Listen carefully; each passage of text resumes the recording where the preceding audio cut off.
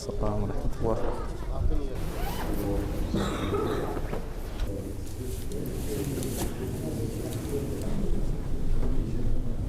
يا إخوة الكرام, مرحبا بكم, ахлян ва сахлян. Я приветствую наших дорогих братьев, которые на сегодняшний пятничный праздничный намаз, исполнение своего обязанного долга оказались у нас сегодня.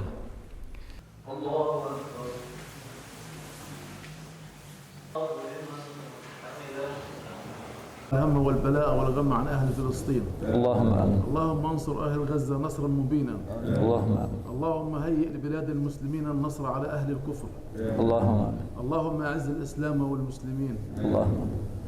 وارحم موتانا يا رب العالمين وأنت أرحم الراحمين. اللهم.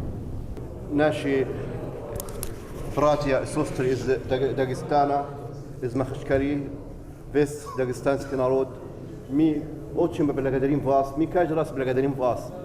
Если будем до конца света благодарить вас, это не хватает. Вы приняли нас как родные.